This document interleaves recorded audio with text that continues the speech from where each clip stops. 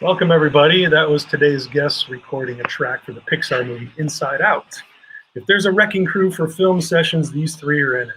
Spider-Man, Planet of the Apes, Mission Impossible, The Incredibles, Ratatouille, Rogue One, Inside Out, Jurassic World, and so many more. So let me start by introducing Walter Rodriguez. He's that rare instrumentalist equally as proficient on drum set as he is on Latin, world, or electronic percussion. Coming from Puerto Rico, his dad, Walter Sr., is also a well-known percussionist, and when he moved to LA, found a mentor and kindred spirit in Alex Acuna. He's now a first-call session musician and one of our favorite Dom Bops artists and Savior endorsers. Please welcome Walter Rodriguez. Hey, buddy. Wow, Chris, that was awesome. Thanks, man. We have two more.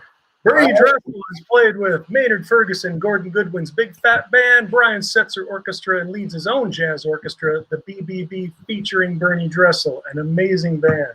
I keep one of their CDs handy at all times. All the great music on Family Guy and The Simpsons is Bernie on drums. He's a first call for film and television with hundreds under his belt, and he's been the house drummer for the Emmys and Golden Globes. So help me welcome Bernie Dresel. Hello. Much fanfare. And lastly, we have Master Alex Acuna, who has played with Elvis, Diana Ross, Paul McCartney, Ella Fitzgerald, Michael Jackson, Chick Corea, Whitney Houston, and of course Weather Report on their groundbreaking albums Heavy Weather and Black Market, both beloved by musicians. He's played on more than 300 movie soundtracks. So welcome, Alex. Hey! He played with Elvis. He did. He did. Well, good to see y'all happy and good spirits in these strange times. Are you still working? Yeah, are you still working through COVID? Are sessions still happening? How's it working, Alex? Yes, actually, I've been busy. I have a home studio, so set up about 20 years ago. So I've been doing that, on the side. But now, since we cannot go to the studios, yeah, we kind of not too busy, but yeah, working a lot, doing albums, doing TVs, things, and also doing movies. We did one last weekend. Very comfortable because it's all set up. The studio is provided with great microphones and mic pre's and 2 rooms, and I can do also what they call it, remotely, from my engineer from his house. We set up already to do that. So he's in his house, and using my computer and just record me with, especially when we do the percussion. But yeah, I've been busy. Thank you. Thanks God, actually. So all remote. Yeah. With an engineer and a different address. That's right. Yeah, that's true. What about you, Brian? Well, it got off pretty slow back in March. I think people were thinking maybe in a few weeks, or just shock. Everything stopped. We had sessions canceled. Looked like they might happen. Okay, maybe 10 people. Okay, maybe 5 people. And then no sessions, like at Capitol, East West, closed down. So it got a lot of time with the practice pad there for a little while there, I'd say, and Groundhog Day. But now I feel like people think we might be here for a while. So things have started back up again. I had a studio at my house before, and for about 7 years, and then I shut it down for 5 years, and when I moved and go, okay, I'm not going to do that. I won't do it at home. And then because of this, I built it back up again, got some new mics, new pre's, new converter, and got set up again. Suddenly we're engineers again, wearing all the hats. Producing, that's another thing. When you do your own recording and there's nobody there to say that was good or try it again, suddenly there's a lot of responsibility on you to make those decisions. And of course, we're perfectionists, so we tend to go, let me do that again, So, or getting the sound, is that the right sound? Are my levels right? So started doing stuff here again, but just recently went back in the studio, Alex, at East West, and did a two percussionist thing there where we were in the big room there at East West with a divider between us and the big room mics to get the taikos, etc. Split left and right. So we were safe, I think. And a lot of good protocols to like keep everyone away from everybody, and no coffee machine. So I brought my own coffee thermos, like a la Larry Bunker. He used to bring 2 thermoses of coffee just because he wanted better coffee. Walter, you set up to record at home too? Well, that was for me, the way this whole thing drastically changed was I was never the guy with the studio at home, because in a way it was a blessing for me. I never needed to, because I was always doing stuff out. So I was able to just, make that decision and say, you know what, I guess I could have a studio at home. I sometimes would get calls to do that. So what I would go, sometimes I would go to, I have friends, like Hussein Jifri, bass player, he owns a studio. So I dumped all kinds of gear there, and if I had something that I had to do at home, so, hey, Hussein, can you, engineer something for me? And so I would go to his house, or, Peewee Hill, or, so there would be like 3 or 4 spots that I had available that I can go and do it. Because for me, it was not that much of something that I needed to invest in at the moment. March came, and now that changed like completely. Just like Bernie said, I had a few things already lined up. Those got canceled. I think everyone went on a big old rest mode for that first month. And then after that, what happened to me at home, because my wife, she has a business. We homeschool, so she has a business. She has books, and we do videos for her business and all that. So video-wise, we've been set up for like 5-6 years. So that part, Final Cut Pro, any of the software I'm pretty good at. Pro Tools, man, that first month was brutal for me. But again, that's what you do. You get the time that we had all the time to do things, whether it's practicing or learning new things. And that's what I did. It took me a couple of weeks, to like really get fluent. And then the way I believe is, God puts you in situations where it might seem like a stretch at the beginning. But what I didn't know was that he was preparing me for the next, which is, man, I've been doing live. It's what I was telling you yesterday, Chris. I've been doing tons of the live.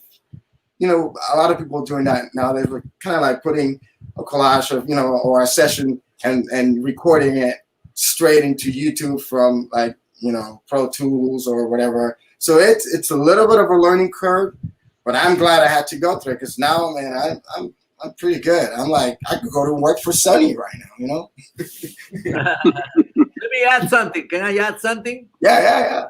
Yeah, but when I met Walter, he was a sound engineer. He recorded me in my house. Right.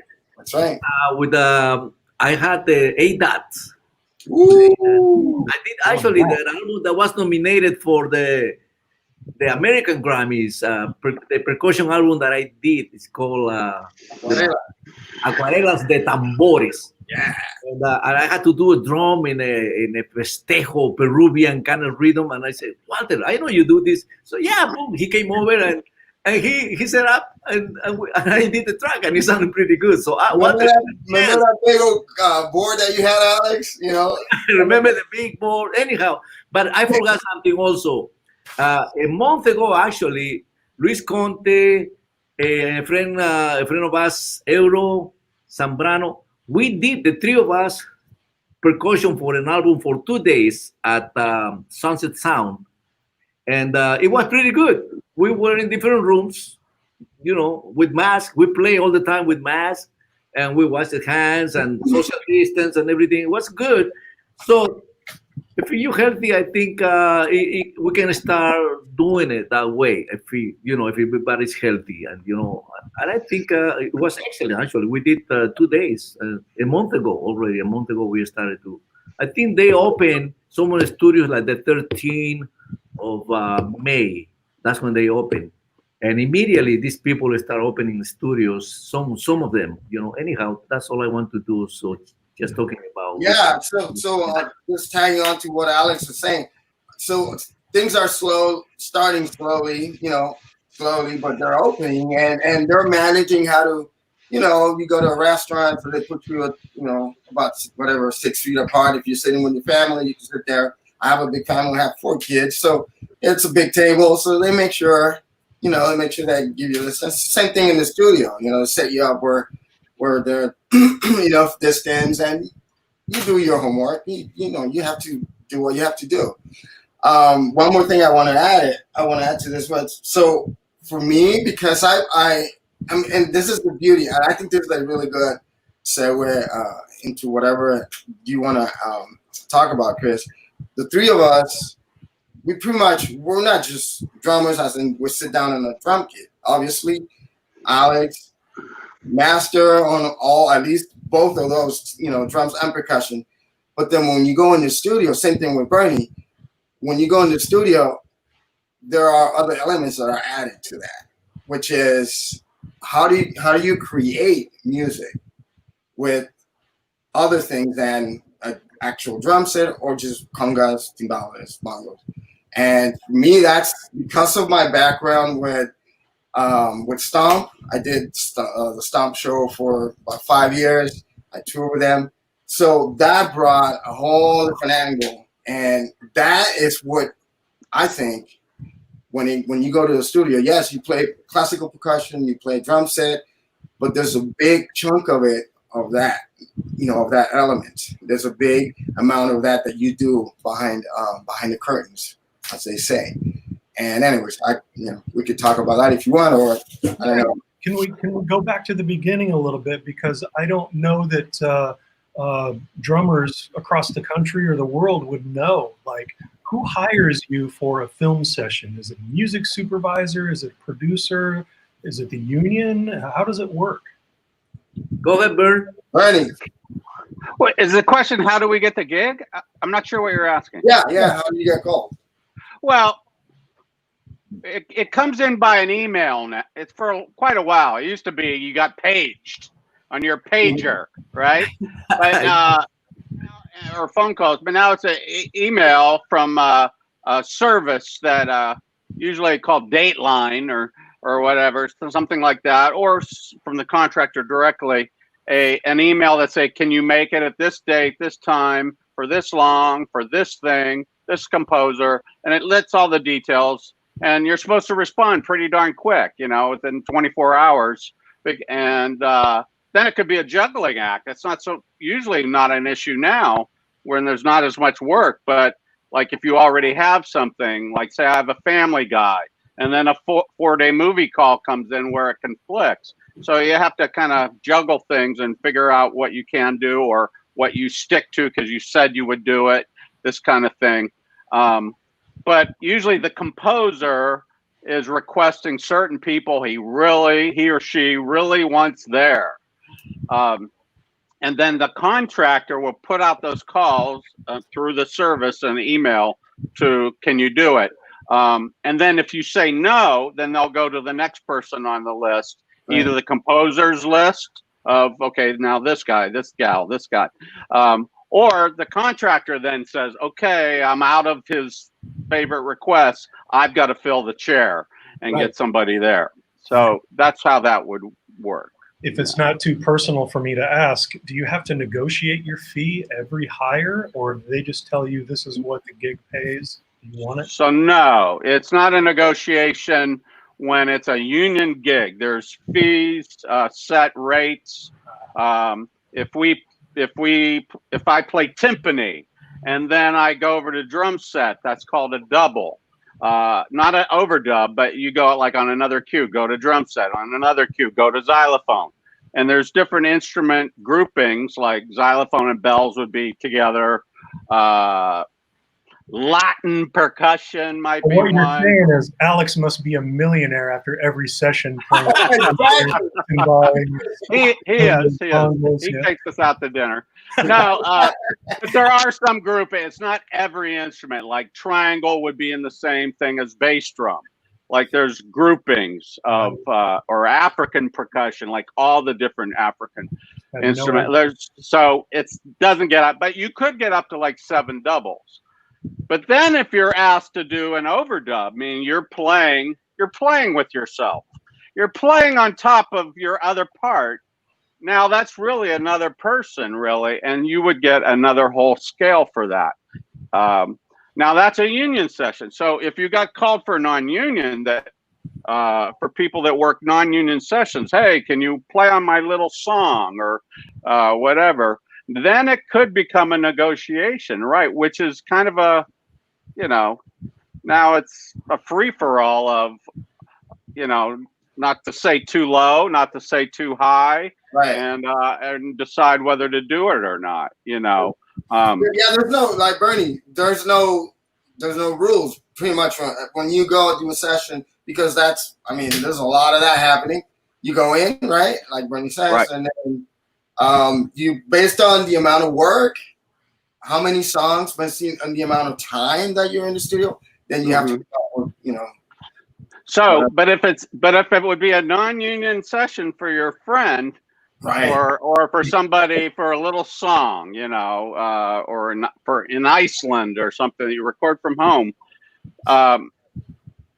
technically, if you chose to do it, some people go, no, I will not do non-union work. It's only union work. So there's which side of the fence you're on that. But if you do non-union work, anybody, it really should be higher than the union scale, because the union scales you get health and welfare, pension, and if it goes to a movie, you would make more money if it was originally just a song on a record.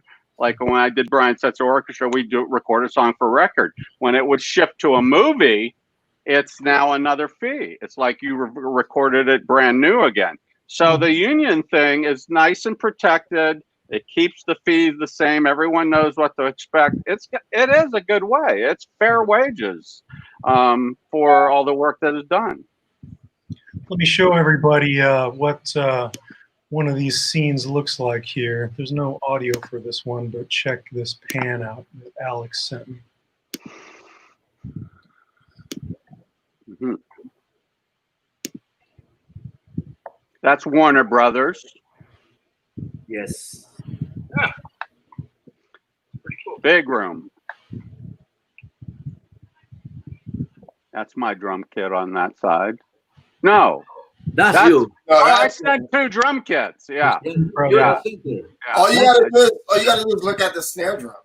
There's concert times. Why? It's so large? What about my snare? Dresel right there. Oh, there I am. Yeah. I was younger back then. Elvis. So how does the recording? I see a screen in almost all of the shots you guys send me in videos. It's usually behind you. So is the conductor looking at the screen with the movie, with the green line going across the screen like I remember? Is that still happening? You guys have your own monitors, or are you just following a conductor in most cases? Alex, you want to answer that? Well, it's a mix. We actually don't play much looking at the screen because it's behind us. But we do look at the screen when they play the music, and we listen some of the cues that we play, and we turn around, or sometimes if we have to wait like 42 bars, we're looking at the screen, something like that. So those are the times that we look at the screen too, you know what I mean? But the composer is, definitely looking and conducting, but we are actually playing in orchestra, Bernie and Walter and everybody, especially in the movie soundtracks. I think it's about 5 things that we have to be aware of. Yeah. Listening to the click, listening to the orchestra, looking at the conductor, that's 3, reading the music, that's 4, and playing your instrument that's 5, and trying to be, at least with the orchestra, and the clicks sometimes are discrepancies that I don't want to name it, but it's kind of you have to really have your senses very up there and try to make the best. One thing that we discovered, they say the orchestra can be 80 musicians. We percussionists are about 5 or 6 or 7. So it's 80 against, I don't want to say against, but you know what I mean. So they're going to rule because the timing and so we need to compensate. It's a lot of beautiful situation when we do. It's a lot of learning constantly. It's always new. It's always different. We don't take it for granted. It's always fresh because different approaches and different sounds, timbres, choosing the right instrument, the right sounds, and playing the right dynamics. It's a really a wonderful place to be. It's always learning. It's really mature your knowledge and all of that. Believe me. I mean, you guys can continue say other things if you want, but that's my take. No, that's perfectly put. You forgot one more, Alex. Sometimes, like Alex said, sometimes you have within a cue, a long time that you have to wait or count. And then you kind of wander off, you just look at the screen or whatever, or sometimes you're actually moving, getting your other instrument. And you have to be counting at the same time. There's also the counter, which is on one of the walls most of the times at the end, on the opposite end. So, there's, like Alex said, there's a lot happening. But it's a beautiful, again, he described it perfectly. It's a beautiful experience. You learn a lot. And after a while, it becomes second nature. So, because that counter, meaning the bars, like on Pro Tools, you would see the bar 1, 2, 3, 4, 2, 2, 3. When you have 70 bars rest before your Piatti crash, you don't want to be a bar early. For the one it's a nice crutch. Yeah, it's a nice crutch to see, to make sure you think where you think you are, you really are. Because even on first run through, they'd like us to play it perfect. And not miscount bars like, oh, that was 69 bars rest, not 70, because they want to hear what they wrote, that everything is good, not be distracted by mistakes. So, but we're human. It could happen, a mistake. Walter, have you ever made a mistake? I've never, that doesn't apply to me. One thing I've learned from our good, and I want to bring him to the conversation, even though he's not physically here. One thing I learned from Emil Richards, may he rest in peace. Yeah. It was that he always said, "Hey, if you were gonna make a mistake, make it loud and enough. Don't be worried about it, Right. Just go for it." So yeah, drop a cymbal, whatever. Anyway. So by the way, that screen of the behind us, right? We're not concentrating on it. Is the bottom line. However, in the drum booth, there's a smaller screen, and it would have the counter on it and the conductor. Because sometimes in the drum booth or a percussion booth, you can't see the conductor. And again, we could do it probably without the conductor. But it is nice to see, one, that you feel like you're in the right spot. True. However, if you had to play something to picture that lined up, that's kind of out of time to go with a hit, of a punch or whatever it is that they were doing, or a drummer on camera that you're supposed to be playing to, you could see then we could use that as a tool to stay with it. But usually we're not looking at the picture as we're playing, correct?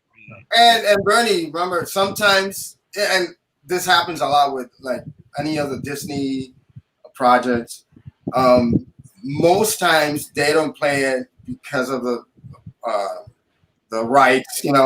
There's always someone. Right. If it's not the musician, if someone came and visited the session, it's a friend of one of the engineers, whatever, and sometimes the camera comes out. So Disney, for the most part, don't put the movie, at least in the main room, in the big room.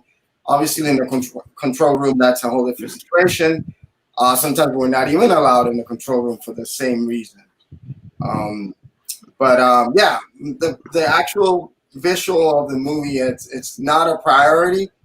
Like Alex said, we could just play to a click, you know, and it's all written and pretty much lines up because they have it, and that is a whole different part of it. They have it all set up where you literally play and it locks into the movie and, you know, to picture, and that's all they need, at least from us, and then they do all the rest of the work. Let me ask you about the actual notation in the compositions, because I know that all three of you play some of the weirdest sounds and instruments, and even are creating new ones all the time. I have a slideshow I'll show in a little bit with some examples, but how are they notating that in the compositions when you have to play a Home Depot bucket with a hoop crasher on top?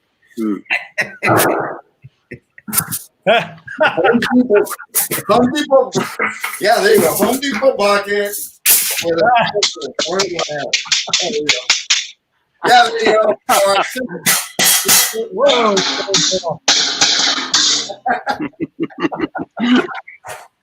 Thank you for the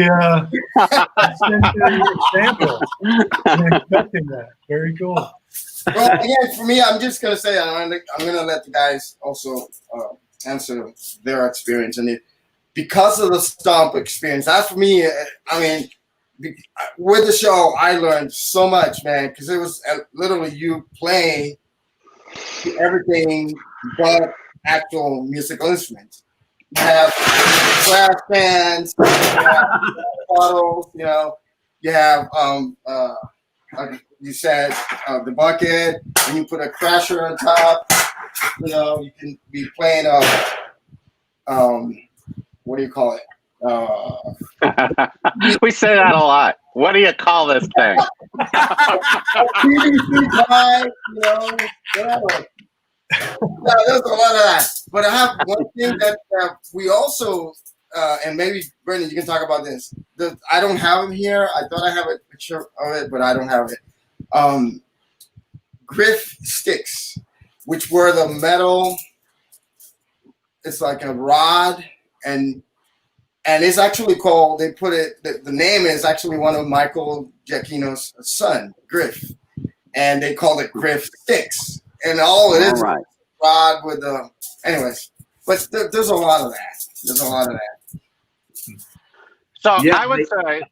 Go ahead, Bernard. Okay, so you know, when there's an orchestral part, like specific timpani, triangle,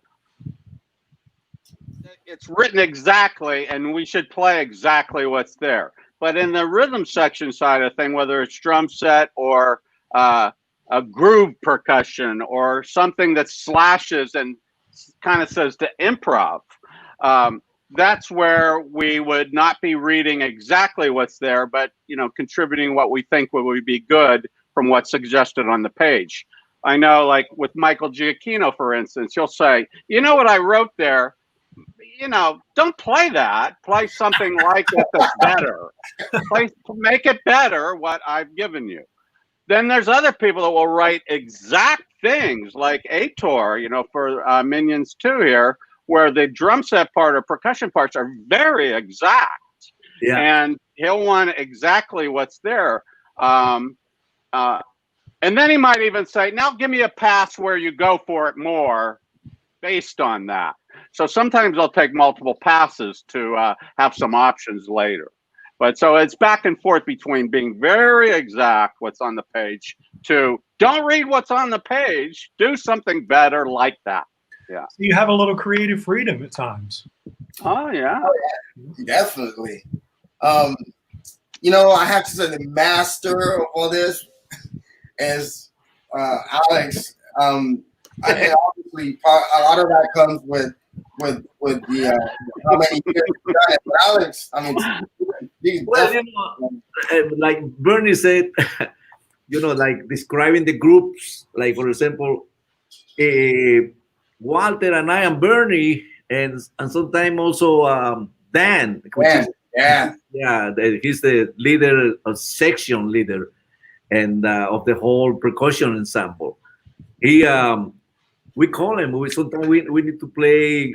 We need more hands, So there's a combination of not just Latin, but maybe Brazilian, Latin, and African. So we need to distribute different sounds, like different shakers, maybe a darbuka instead of djembe, and then we get into the junjuns, and then we do like a bongo. So it's a combination of different cultures at the same time, and but the music is actually the one that dictates what is more or less, and we had to kind of also what is more or less the sound and the grooves and that, but everybody has already the experience, and we agree, and then we play according, respecting the music, because it's really the music for us is the star, we need to make the contribution that it will feel great, and the composer is pleased, and the time is there, and everything else, and the sounds, it's a beautiful accomplishment to be able to fit that good vibe when we're there. It's like wonderful all the time.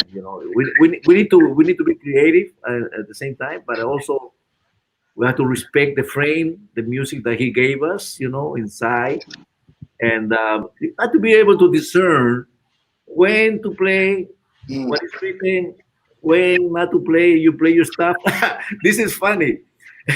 Michael Giacchino, Alex, he calls from inside the booth. I want you to play djembe like a white anger player. Like that. I said, what do you say? White angry player. Okay, like this. Right? Yeah, like that. Okay, great. So all that too, you have to be able to interpret all those situations with the best judgment that you will have, in your data. Yeah. So Let me show everybody some examples of your wild setups here. You guys have sent me some pictures that I want to share here.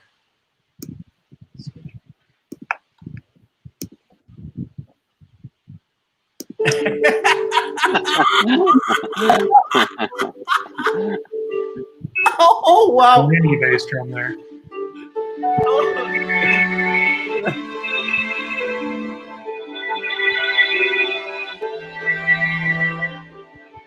Hey, get out of it. Oh wow! Look at that! Yeah! Woo! There he is. Bernie there with his Home Depot endorsement. Home Depot. Is that an oil drum? What is that, Bernie?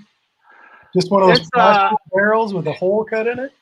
There's a hole cut in it, but it's like a 55-gallon drum. They made it of metal. Sometimes that one's rubber, and just using it as a bass drum. I have 4 bass drums there. Between that one, a little 14-inch Traviata tom. Then there's an ANF 18x4 there that can be a snare, and then I can't see if we kind of hooked up a cajon to a pedal. I'm not sure if it's in that photo though, but so I would have some options, like, because Michael said that movie is, I think, Spider-Man, and the previous movie that we had done was Zootopia, where Michael asked me on the drum set, do you have an all metal drum set? So the answer would be, yes, I do, whether you do or not. And and then you create it, and then you put like cymbals on the toms, and just have like the big 55-gallon and different metal things to hit. And then because it's, you saw the picture of the big orchestra there. If I played it and Michael said, what else you got? Or no, we better use real drums. There wouldn't be 20 minutes to set up a drum kit. So I had these where I could quickly flip off the cymbals and go to real drums if I needed to. But I didn't. He liked it. And then for that next movie where you saw the rubber buckets and things, he said, Bernie, you know how you did all metal? Can you do something that's not all metal, but no real skins, no heads, and do something like that different this time? He wasn't specific. So then I went, okay, now I have to have a bigger palette, because if I go to the buckets and he goes, no, I don't like that, then I might go to something else, metal or those 4 different bass drums as options. That I ended up using maybe 3 of them or 2 or 3 of them a lot in the film in Spider-Man. And then what was cool is it doesn't scream drum set. It sounds a little more percussion-like, that it organically mixes with the orchestra. Even though I'm playing grooves, I'm blending in a little more that doesn't sound like a 70s cop show, of drums, So, not that there's anything wrong with 70s cop shows. If I may add one element, what Bernie's saying, it is actually funny to see when they call, because as you would imagine, everything is timed. A day of a session day is so scheduled, and you have one of our contractors like Reggie Wilson, for example, and he's a drill sergeant, man. He's like on the clock, and you have to be on your spot when it's time to start, because they're starting, and that train is gone if you're not there. So, same thing happens between cues. They call whatever M135, whatever. I'm just saying.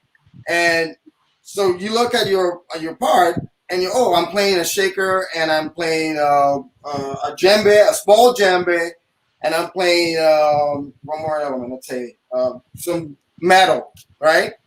But then most cases, Alex, for example, Alex and I and Bernie has his own booth. Alex and I are on a different booth. So, and the cases are at the end of the room. So now you have to grab not only the elements that you're hearing or that they're asking you, but you got to bring spare stuff, anything similar to that, because when you go back to your room and you play the first take, Michael might come back, hey, Alex, yeah, that shaker's too heavy. Can you play something lighter? You can't go back. You can't go back to the cases and find a smaller shaker. So you have to bring different options, Right. That's one. And the other one is, for example, hey, Bernie, can you play the part Alex is playing, but can you play it on a different drum? So Bernie wouldn't need different elements also, different variations of what he's playing.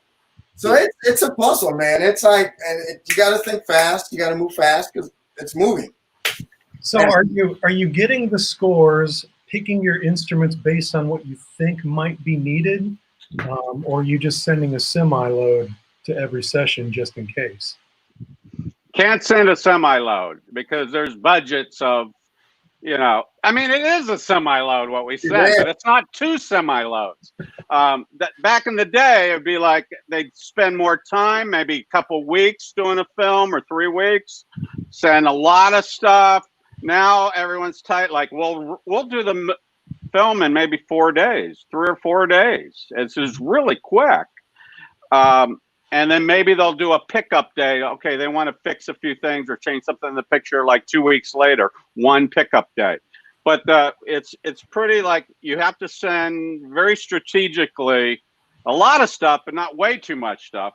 And you can't go, Alex, can you play triangle there? Oh, I didn't send a triangle. You have, Larry Bunker, I think his saying used to be, send everything, because you don't want to be caught without, you don't have, a djembe there. But you have to have it contained that it's not sending 8 djembes, Well, Yeah.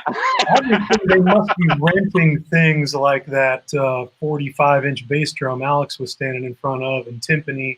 So there must be some element of backline rental involved, as well as your personal gear. Is that right? Yes, Yeah. definitely. There is, nowadays, the companies like Royal Cartage, which three of us, Rick and the guys, they pretty much have everything you can imagine. If we don't own it, they have it. They have it, right. Generally, yeah. Can I And ask you so, but Oh, it has to be careful that, because those things that we don't own that are odd specialty instruments, that's an extra charge. It's a rental. So some movies or television might be out, oh, we don't have that in the budget to do that. So they won't write for that. But on a movie, they go, no, I really need metal unklungs. I really want that sound. That's really going to be a thematic thing that keeps coming back and a unique sound to the score. So they'll pay for that metal unklung. That's there's one maybe in LA, to send. Hey, Alex, I never was part of this. I came in later in the game, but I'm sure you saw Amel's 18-wheeler, right? I saw a sequel, I think. Oh yeah. I never saw it. Bernie, did you see it? There was supposed to be an 18-wheeler that Amel had full of gear. This is before the companies had. I thought it was the name of a movie you were saying. Animal 18-wheeler. No, Amel Richards. Amel Richards. Oh, Amel. Amel. I thought it was an animal too. Right. So Amel. Thanks to Emil Richards, actually, this is great because he was one of the first one, and Joe Porcaro and Larry Bunker, but Emil used to go on vacation in the summer. By June, like by now, he will be in Hawaii. But he told me that he used to go to Africa, and so he purchased all those instruments. I'm talking 60s, 70s. And he will send them by boat, and they get him like a month later, And he, mainly because most of the composers, they call him, Emil, what kind of percussion should I use over here? And he just sometimes created a name, and he also sent somebody to build percussions. But behind all of that, also, he's the one that said, well, this is African. I think we need to be paid. When we play African, it's different than when we play classical or when we play, Latin, and things like that. So he was the one that really established for us, the percussionists and drummers and percussionists in the movie sessions, to get the doubles. Sometimes he just went to the studio. Hey, he put 7 doubles and he maybe plays just one instrument, because Emil Richards he said, wait a second, do you play in Latin? Where do you play in Latin? We're always kidding with him, but anyhow, he always have a great sense of humor, always laughing, but he helped us a lot, man, and for us regarding to taiko drums and all those big instruments, that he brought to the sounds of the movies in Hollywood, That's really cool. Because this is kind of one of the oldest professions for drummers in popular music, is going back to the beginning of last century with the talkies, as they called them. All the movie soundtracks were just percussion and piano a lot of the times. And it's funny how you guys are kind of recreating a lot of that same stuff, all these years later. So it leads me into, what are some of the most unusual requests for sounds that you guys have gotten? Like, I've heard rumors of people playing giant gongs and dipping them into bathtubs full of water for certain effects, and just strange things like that. So what do you got? Well, this is not that at that level. But one thing that I always for me is one of those things where you show up to a studio, right? And you bring the normal congas, bongos, timbales. You're playing drum set, you just stand on drum set, and right. But if you show up to the studio and that's there, but then you show up with a water bottle, for example, or in studios, most likely you will find one of these. So it's really cool to see people's faces. Okay, well let's try something different. And you go to the corner where the water dispenser is, and they have water bottles, empty water bottle, and you grab one of those, right? And then you just start playing, whatever conga pattern, But you're playing it on a water bottle. All of a sudden, whoa! In their eyes and their minds, the music went to a whole different level, which now because of the visual. And that's another one, you put some rocks, marbles, and it's a shaker, right? However you want to play it. But anyways, all of this comes from doing this on a foreign stage and having people like Joe Porcaro and Amo Richards, and you learn a lot. Those guys have been doing this for years, and that's the beauty of this, just putting what you learn, and then apply it to all the instruments. I'm calling all this now instruments because they're making music. I'm playing music through them. So anyways, I just wanted to Is that Arrowhead, Sparklets, or Sabian water bottle? well, that's a good question. Arrowhead normally works, but Sabian water might be onto something. make it out of the alloy. Right, there you go. What about you, Bernie? What are some of the weirdest sound effects you've come up with or been requested to play? Well, it's about those weird kits.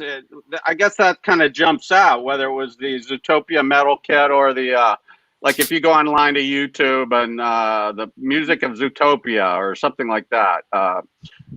You can see some of those instruments, like the metal onclungs is pretty cool. Yeah. And very hard. You'll see the picture of that. Maybe you won't show that one, but in the back where I'm in a picture, you have to shake these onclungs, and they're like chromatic, and they're kind of unwieldy to play. And he wants us to play like Michael would go like, it's on like Planet of the Apes. I think we use those. Right. And so that's a unique sound. I didn't come up with it, but that's some of the things that percussionists, and when they come up with a new sound, like I remember watching Planet of the Apes, the original one, which Amo was on in 1969 or 70. And the percussion on that was like, wow, that is so cool. And I didn't even know what some of those instruments were. And so then they become standard now, what, like 20 years from now, that Sabian water bottle might be buried, just everywhere. Everyone has it and uses it. Something we do with a gong is use a super ball on it with a very thin, like toothpick attached to it. So when you rub it against the gong, it'll do like this unearthly sound of Is that what it sounds like? Do that again, Bernie, please. Sing it. Oh, you've heard me do that. You've heard that a lot from me. It's usually after lunch. Or a cymbal, a Sabian cymbal, in fact, upside down on a timpani, when you roll on it and then change the pedal. These things have been around a long time, but they're unique. So sometimes a composer will really like these unique sounds for his score, rather than, something that was used 10 years ago. So percussionist quest is always to come up with new sounds. And that's not always easy to do. You're trying to think outside of the box when you're shopping at Ralph's, or, you're on vacation somewhere. You go, hey, look at that thing. What if I hit that? What will that sound like? Yeah. One that really comes to mind is Stanley Kubrick's Full Metal Jacket towards the end, when they're going up to the second floor to find the sniper, and you hear this, it must be like a taiko drum, but they must have been huge metal creaking doors in different pitches and created a melody out of that was recurring. That's just crazy haunting. You guys remember that? I didn't see that movie, but yeah. But I'm sure there's I just remember when Bernie was talking about Planet of the Apes, I mean, you have to understand. Nowadays, there's the technology. You can find any pretty much or create any sound through software, pretty much. But it's always that live feel of the human touch. Let's just put it that way. And for like Planet of the Apes, not like you can put in too much of a human touch on this. There's this big old poles. I don't know how tall those things were, Bernie or Alex. Do you guys remember? And you had to wear gloves, and they were heavy. And you were like on a 4x4 platform or something, and all you had to do was lift it and then slam it. Yeah. You know? Hike. Remember? Yes, Hike was the one doing that. And Hike is built, man. This guy got muscle. And by the I end, never noticed. I never noticed that. by the end of the two, man, it's a workout. But again, you could have, we could have said, well, they can recreate that sound through software. But no, most of those, the main composers, they want to hear the real thing because of that human touch, like Hike's human touch on on lifting that pole. Anyway, that's a good example of like sounds and Yeah, different sounds. Yeah. Hey, Alex, can you tell me what some of the most unusual sound effects you've had to create are? Well, right now, from the top of my head, I will say to put some rice. You tilt the bass drum horizontal. Oh yeah. Ah, And you put some rice on it. yeah. Yeah, and that, but you cannot play it too hard because the rice will be. So you have to really kind of incredible. How do you call it? Sensitive to when you use, or you can play with your hands, or you can play with a small mallet because the rice will be jumping, But the sound, so you can create different kind of sounds. But yeah, I don't remember the name of the movie a long time ago, and they love it. They love that kind of a, you have to kind of, like we said before, we listen, and they say, well, seems like we can put this sound, and be creative right there, very spontaneous about it, And yeah, that's one of the experiences I had a long time ago. is there one performance in a movie that you guys have played that you're most proud of, that we can direct people to pay attention the next time they watch that movie? Okay, I'll go first. So how about Incredibles 2? Yes, sir. And the reason I say that is, it's fun to play snare drum on Star Wars, and Rogue One, and that's so cool. You're playing John Williams themes, and so cool. But a lot of times the drum set sometimes has to be, it's not as in the front of the mix. It's and there's 100-piece orchestra, so there's a lot going on. But the drums were mixed hotter, and lead trumpet was mixed hotter in Incredibles 2. So, and a lot of cool stuff where I'm playing the whole time practically. So that's one that I like that jumped up for a drum set, at least. Yes, I do remember that session. Remember the Indian groove that we were playing? Oh, Yeah. We were playing tablas, and Pedro actually brought that's Pedro Mission Impossible. Yeah, Mission Impossible. Yeah, that's the one. Rogue you One. No, Yeah. no. What was that called? No, that was something prodigal or no? What was It's that? my wife's favorite movie. Those two Mission Impossibles we did. Yeah. And Pedro, It's the fourth one. yeah, Like it's hold on.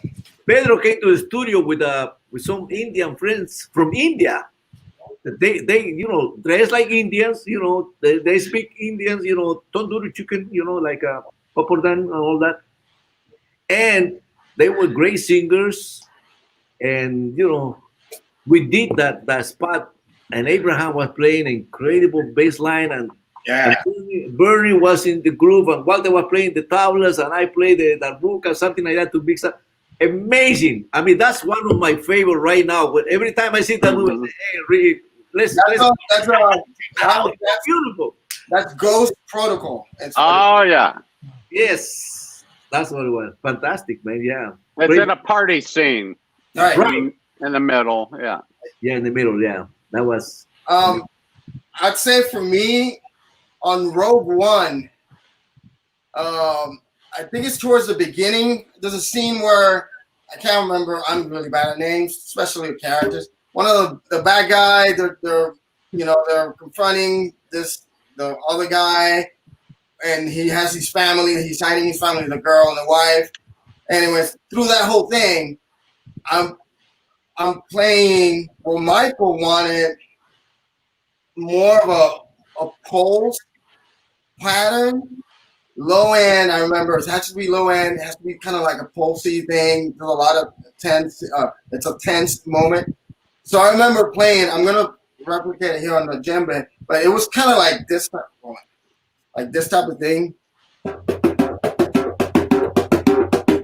yeah. Remember that, Alex? Yes. And it goes along that whole scene, and you hear it, and it was a cool thing, In the frame drum. The frame drum, right? I played it in a flame drum, and I think Alex was playing a lighter shaker on the top, so you get the two elements of, like some brighter and some low, and it's pulsy, and it creates a really cool atmosphere. But anyways, that for me, it's one of the really cool moments. It's there, and it's something that you can't really tell. What is that? Is that like a udu, or is that like a talking drum? But it was none of that. It was just on a frame drum, using your elbow. Really cool stuff. More importantly, Walter, what did you think of Tom Cruise's muscles in that movie? Actually, it came from God. Remember? This is what happens when the show goes a full hour. We have fun. We're cut. Oh yeah.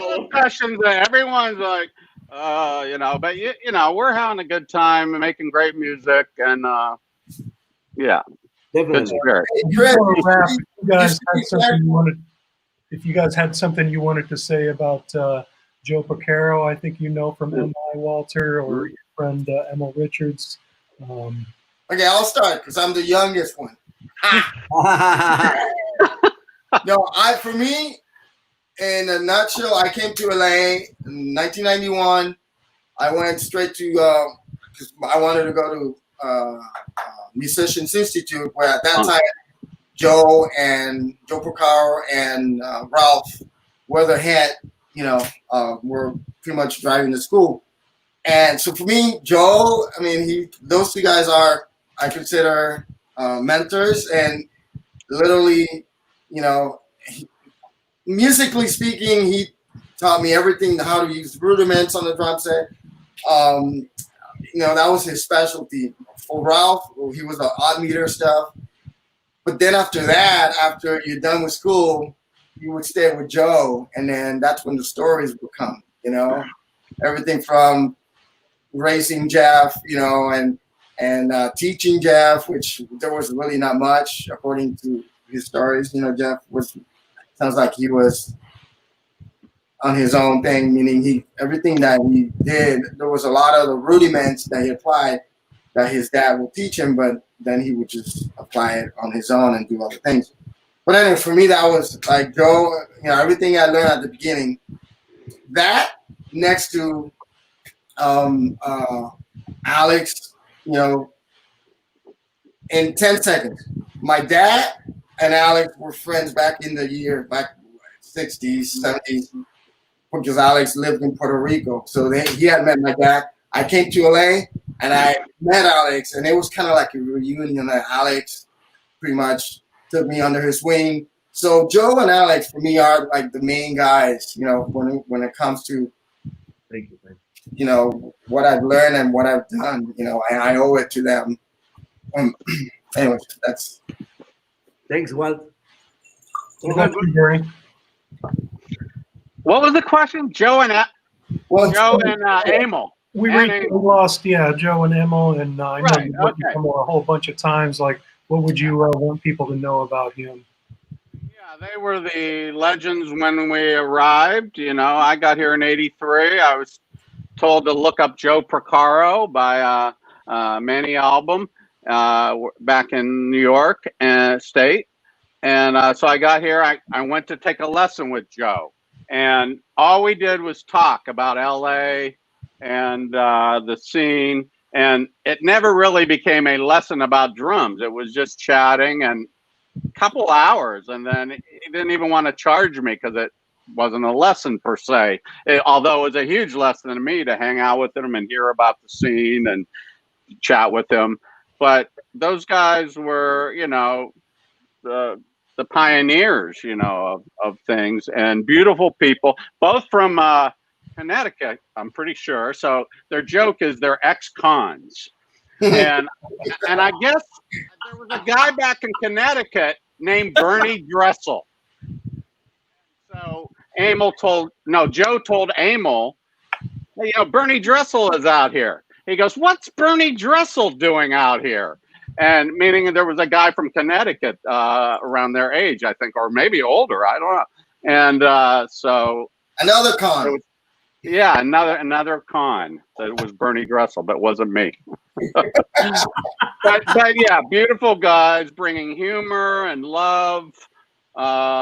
Emil taking me under his wing, bring me into his big bands, suggesting me for some sessions, and funny.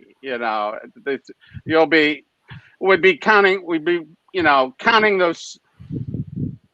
We'd be playing a cue, and okay, the part ran out. No more percussion to play, but there's another 60 measures rest. And about 10 measures from the end, he'd go, what bar are we at?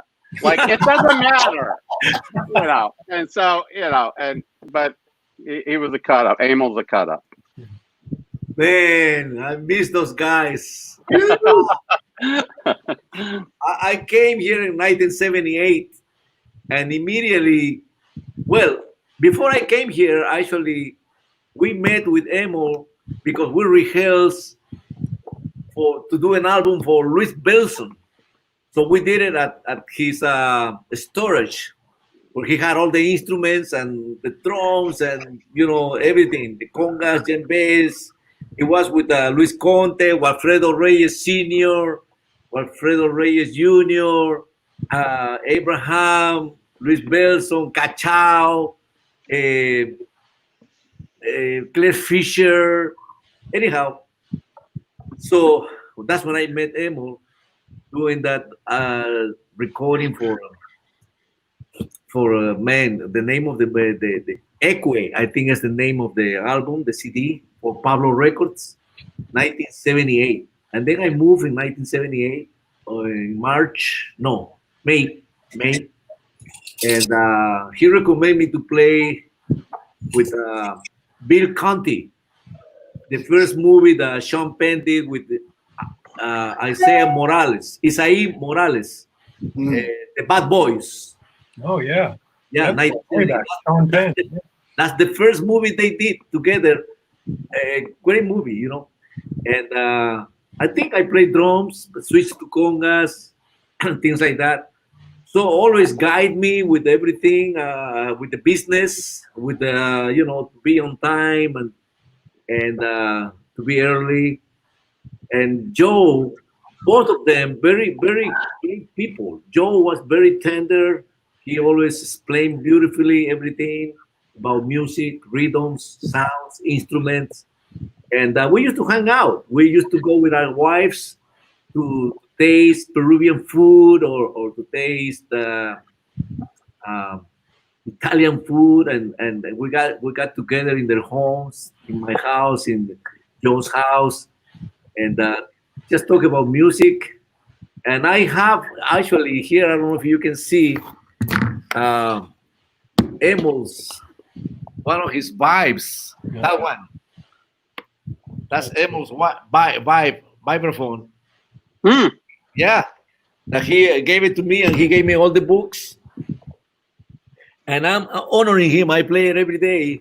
but vibes is a very tough instrument to play.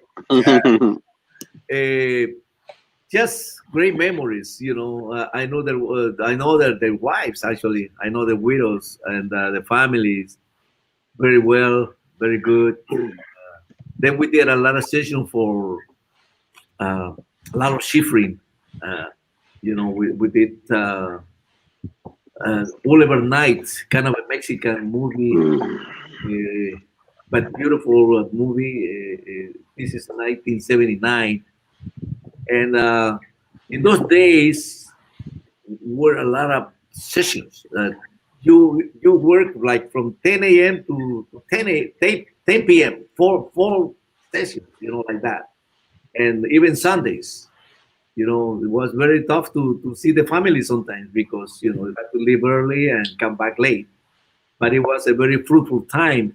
They were the busiest guy recording in town, doing almost everything, records, television, a lot of television dates in those days. Everybody had a band recording movies and television and records, and we needed a lot of musicians in those days. We didn't have so many musicians like now. We have lots of musicians to choose, but in those days, Paulino, Abraham, Luis came later in almost close to the 90s, and Walter came in the 90s and things like that. But those guys started everything. They set the path for us to really to walk through that, and always guiding us, always very good guys. I have a question. I have a. This is funny. I'm gonna say it now, but it's okay. Emil told me one day. Emil said when the Joe Porcaro was start dating his wife, his girlfriend. Joe Porcaro comes to Emil and say, Emil, I'm going to go out with my wife. I think it's Eileen. And I don't know how to kiss a woman. And Emil say, well, I can teach you. So Joe said, what do you mean? And Emil grabbed his face and give him a kiss.